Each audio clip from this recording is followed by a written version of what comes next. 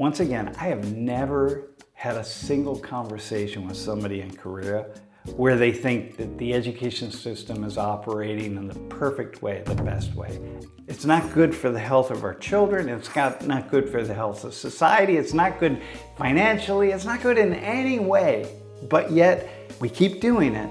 Okay, so look, I'm certain that some people are thinking, look, Professor Sam, like this is idealistic.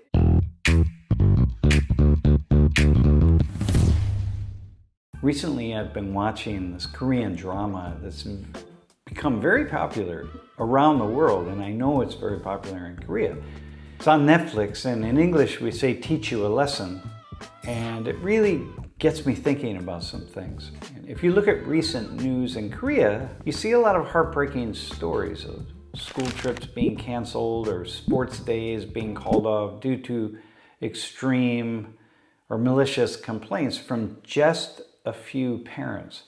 And it makes me think about how just a few individuals can create a situation where many people have to endure the consequences. In this case, students, parents, teachers, and really entire communities.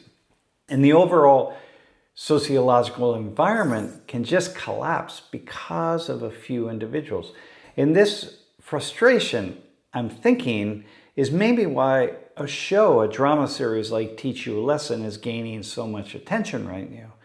And even though the show is fictional and what's happening in the show would never happen in real life in Korean society, fiction points to events and feelings and behaviors that live in our minds. Okay? Now, it's difficult to explain this complex issue through a single social theory, but I wanted to use this specific real-world example to introduce a sociological concept that some of you might know. It's called the tragedy of the commons. And keep in mind that this is just an idea, and I'm not claiming that this is the absolute truth of what's happening right now in Korea. And I'm definitely not stating that Korea's system and parents or teachers are exactly like this. But what I'm going to do is offer a hypothesis from a sociological perspective to help explain or make sense of what we're witnessing today in society in many different contexts. Okay, so let's dive in. So imagine that this field here is a field for cows, and it feeds cows. And there are 4 different farmers who own the cows. And each farmer has 1 cow. And that cow is able to produce enough milk from eating in the fields. The cow is able to produce enough milk to sustain the livelihood of each one of these farmers, okay? They can't have more cows, and they could have less cows and there'll be more grass, but they can't have any more cows. Because if they have more cows, there won't be enough grass for each of the 4 cows, okay? So this is a scenario here I'm gonna lay out. Now we're gonna do a thought experiment. Here are 4 cows, okay? And this big square right here is the field that we were just in, and each one of these quadrants is one of the farmer's personal fields. And there's 1 cow per quadrant. And in this particular square right here, there is enough grass to feed this cow. All of this works as long as none of the 4 farmers introduces another cow. Because let's say that this farmer here introduces a cow, and this cow comes out at night and it feeds in all of the field. And then in the morning, the farmer takes it back. So nobody else knows that this person has an extra cow, and this person is doing much better than the other ones because it makes twice as much money from feeding in the field that's the common field for everybody. The tragedy of the commons, this idea, states that when there is a public good that each individual has to follow in order for everybody to benefit, it demands or it requires that each person trusts that everybody else is going to follow the rules. Trust. And the tragedy is that it's so difficult to have trust that in the end, almost invariably, somebody is going to take advantage and realize, wait, I can benefit if I just put my own needs ahead of everybody else. And as long as I do that, then I will benefit more than everybody else. And that will be good for me.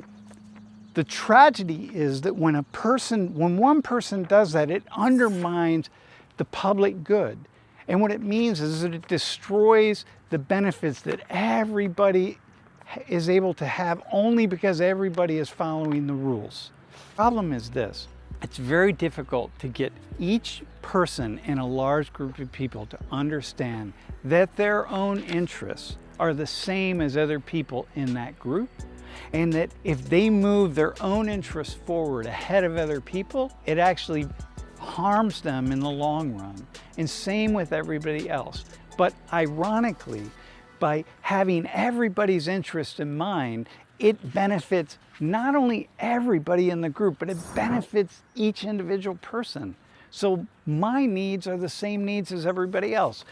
But the tragedy is that it requires a trust. And it requires me to trust that everybody else thinks about this in the same way as I do.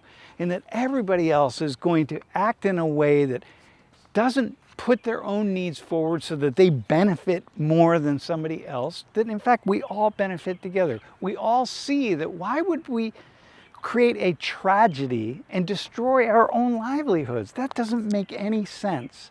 The tragedy of the commons tells us that that's a very difficult thing to make happen. So this idea of tragedy of the commons was developed by this man named Foster back in 1833. And he was trying to understand how and when individuals undermine the larger good by putting themselves forward, and then in the end undermine themselves and harm themselves and make it less likely that their future goals will be achieved. Right? So what does tragedy of the commons mean in the Korean context of Korean education? Once again, I have never had a single conversation with somebody in Korea where they think that the education system is operating in the perfect way, the best way. Everybody is criticizing it. Everybody wants to change it. So why doesn't it change? Well, the biggest reason it doesn't change is because even though, if I'm a parent, even though I'm saying like, this is really not the best for my child, in the back of my mind is a fear that other people are not going to do the same thing.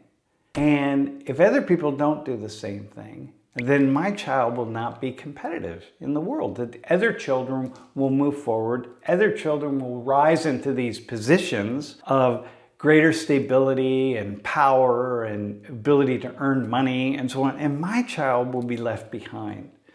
So what has to happen is everybody has to come together and they have to make a decision to say, look, we're just going to stop this. It doesn't make sense anymore for us as a nation, and it doesn't make sense anymore for us as a culture to continue to be competitive in the way that we are in an educational system. So we need to have a widespread agreement that we're going to stop doing this. It's going to benefit everybody if we just dial it down and limit the competition. But trust is the most difficult thing.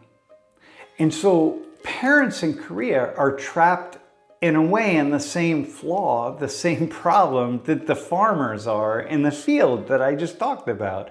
It's like each one has to sit back and say, wait, I think that all these other farmers are going to do the same thing that I am doing.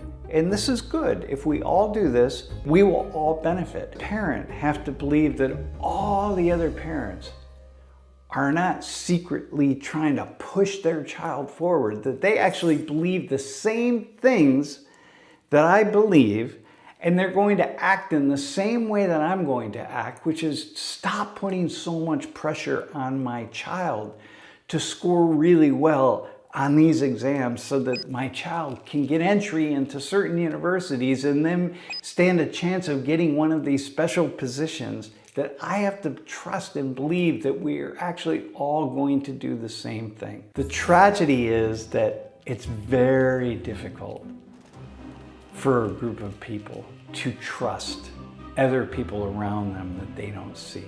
And so what happens is we all continue down a path that is not the best path, that nobody agrees that the way we're doing education is the best way to do education. It's not good for the health of our children, it's not good for the health of society, it's not good financially, it's not good in any way. But yet, we keep doing it. We have to trust that we all will be on the same page. And the tragedy is that it's very, very difficult to do that. And if we don't do that, the tragic consequence is that we are all hurt, that we're all harmed. And we just continue down a path that is unsustainable and that in the end harms society and limits the ability of Korea to thrive and prosper and the Korean people to thrive and prosper. And that's the tragic outcome. This is the idea here. For example, all the skills that we use, that get developed in the Hagwons, the 90% of the skills are only for passing the Suneung exam, the CSAT exam. That's it. That's the fundamental thing. And in the end, it produces young people who are not really ready for the harsh realities of the world. They tell us that. In fact, I have never spoken with a young person in Korea of college age who I talk about who says, yep, this system actually made me a much better person. They don't say that. They say, I feel stressed, I feel uncertain, I feel afraid, I feel I'm not emotionally and intellectually strong enough for the world, and I'm not ready to be the kind of mature adult that I want to be. That's the message I hear all the time. And yet we keep going and we keep pushing the same path. And that's the tragic path. We push it because we don't believe that all the other people are going to do the thing that we feel like we need to do. And it's one that we can apply to many, many different things. But I'm curious about what Korean parents think about what I'm saying.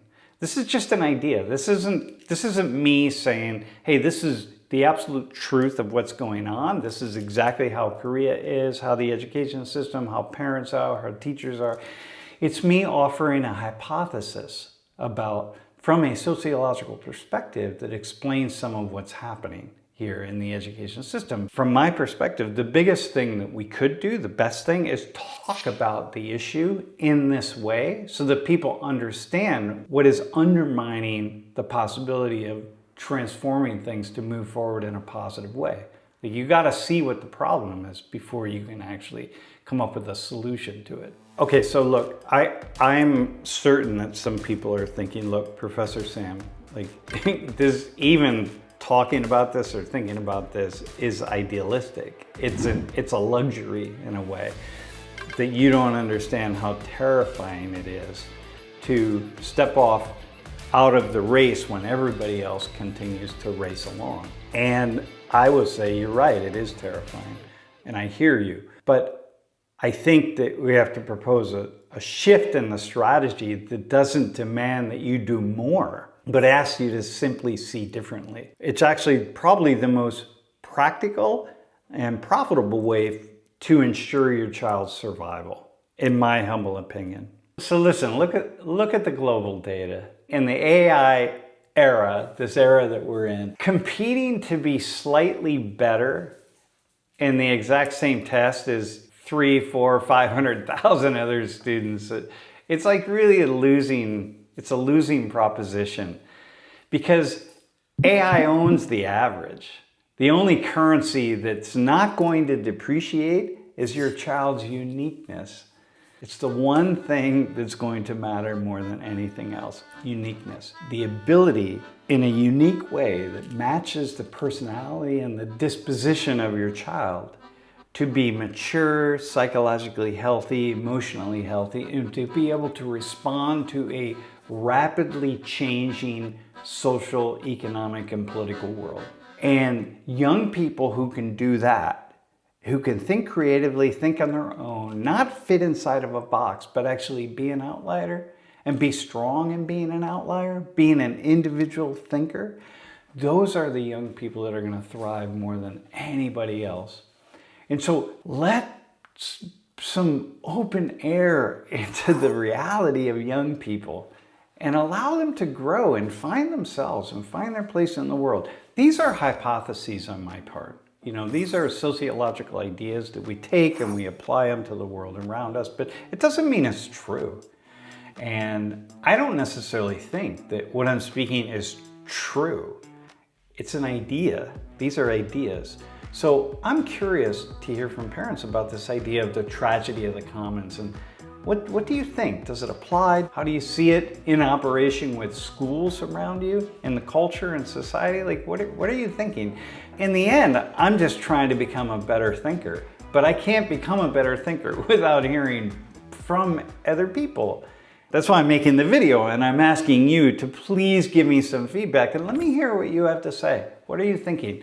And then once I start reading comments, I can respond again and refine my thinking.